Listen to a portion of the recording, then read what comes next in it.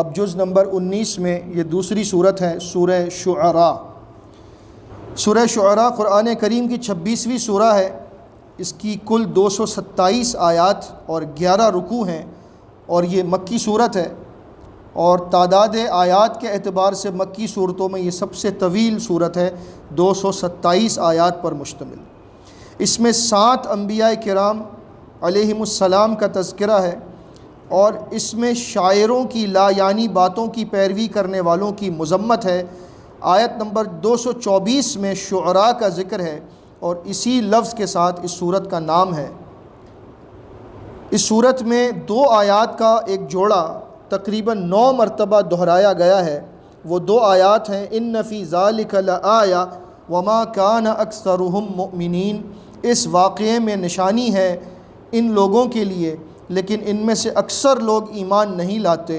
وَإِنَّ رَبَّكَ لَهُوَ الْعَزِيزُ الرَّحِيمُ، اور بے شک آپ کا رب زبردست غالب ہے اور رحم کرنے والا ہے۔ اس کا مختصر ہم جائزہ لیتے ہیں۔ اس میں اکثر انبیاء کرام کے قصے ہیں جو ہم پہلے پڑھ چکے ہیں، لیکن الفاظ یقیناً پچھلی صورتوں کے مقابلے میں مختلف ہیں، انداز مختلف ہے، اور چند مقامات پر الفاظ زائد بھی ہیں اور بڑے پیارے الفاظ بھی ہیں، لیکن بڑے اختصار کے ساتھ ہم اس کو مکمل کرتے ہیں انشاءاللہ۔ بسم اللہ الرحمن الرحیم۔ طاسین میم تلک آیات الکتاب المبین۔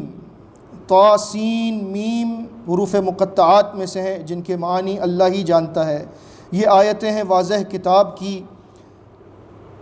آپ ہلاک کر ڈالیں گے اپنے آپ کو اس لیے کہ یہ لوگ ایمان نہیں لاتے، یعنی نبی کریم صلی اللہ علیہ وسلم کی کیفیت بتائی جا رہی ہے کہ آپ نے اپنی دعوت کے کام میں اس قدر محنت فرمائی، اس قدر جانفشانی سے دعوت کا کام کیا، لیکن جب یہ لوگ ایمان نہ لائے تو اس پر آپ بڑے افسردہ رہا کرتے تھے۔ اللہ نے فرمایا کہ کہیں آپ ہلاک ہی نہ ہو جائیں ان کے غم میں۔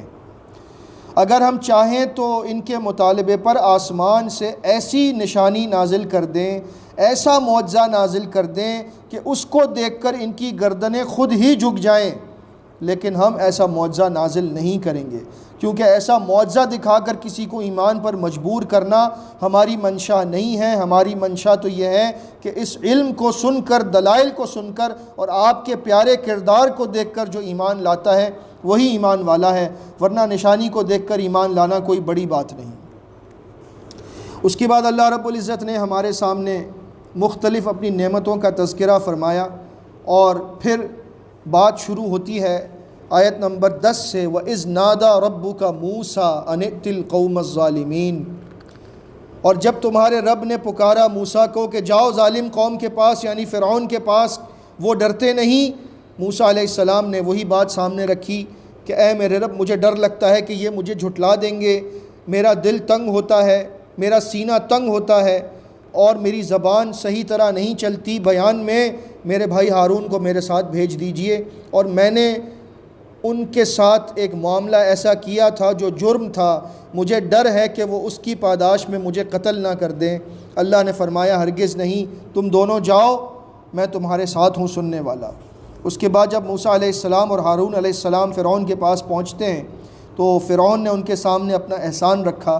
الم نربک فینا ولیدا، تو ہمیں سمجھانے آ گیا کیا ہم نے تجھے بچپن میں پال کر بڑا نہیں کیا، اور تو ہمارے پاس ایک عرصے تک پرورش پاتا رہا، اس کے بعد تو نے ایسا کام کیا جو تو نے کیا، اور تو ہماری ناشکری کرتا ہے، ہمیں آ کر سمجھاتا ہے۔ موسیٰ علیہ السلام نے فرمایا ہاں مجھ سے خطا ہوئی تھی، اس وقت جب میں گمراہ تھا، مجھے معلوم نہیں تھا کہ یہ میں نے کیا کام کر دیا، یعنی جو قبطی کو انہوں نے قتل کر دیا تھا بھول سے۔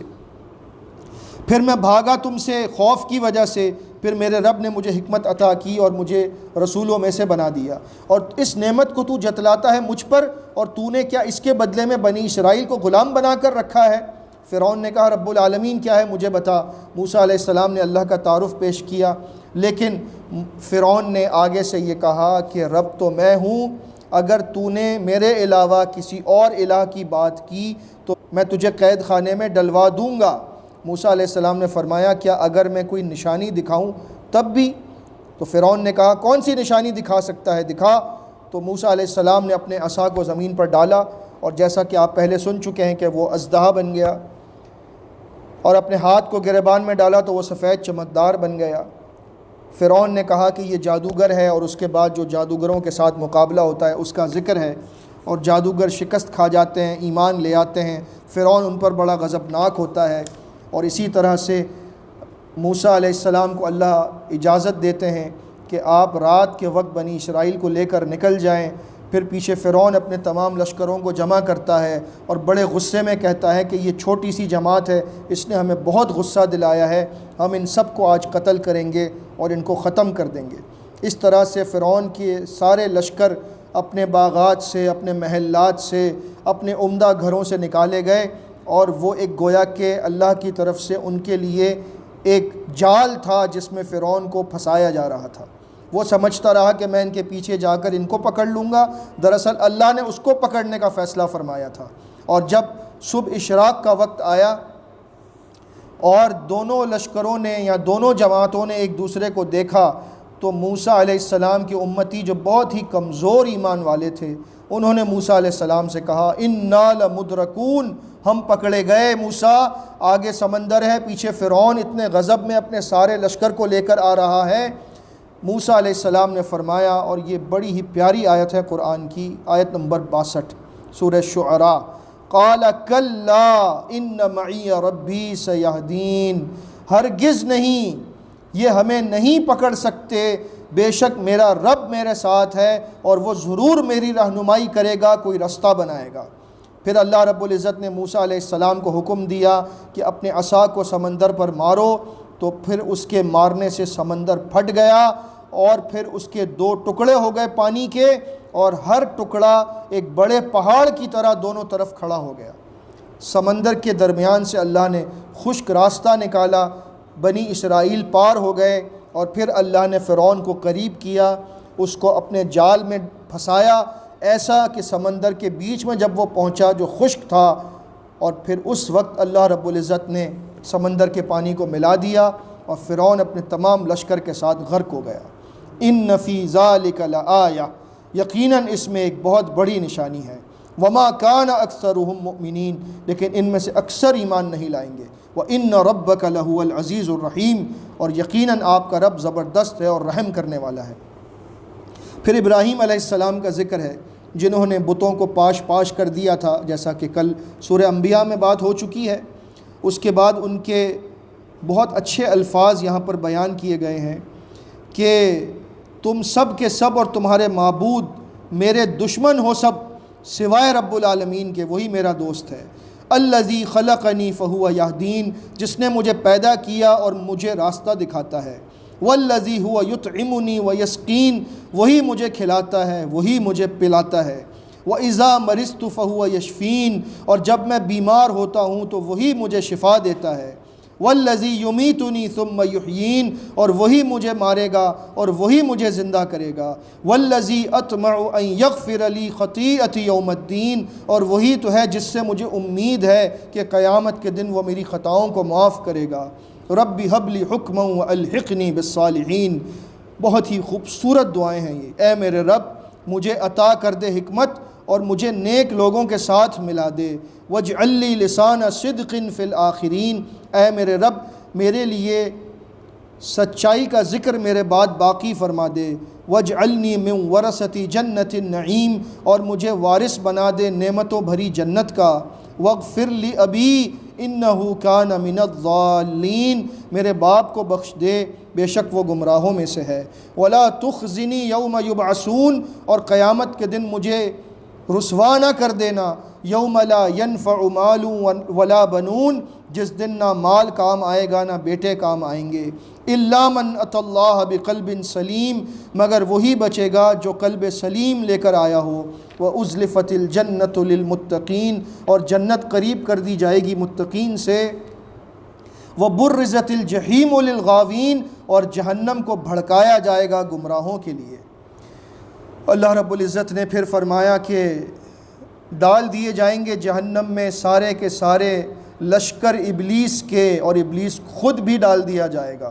اور وہاں پر وہ آپس میں جھگڑا کریں گے اور کہیں گے اللہ کی قسم ہم تو تھے ہی پرلے درجے کی گمراہی میں جب ہم تمہیں رب العالمین کے برابر سمجھ رہے تھے، یعنی بتوں کو، اپنے الہوں کو، اپنے بزرگوں کو، اپنے اولیاء کو، جن کو اللہ کے برابر سمجھا جاتا تھا، ان سب کو کوسیں گے سارے ماننے والے کہ تمہاری وجہ سے ہم یہاں پر جہنم میں آج جل رہے ہیں۔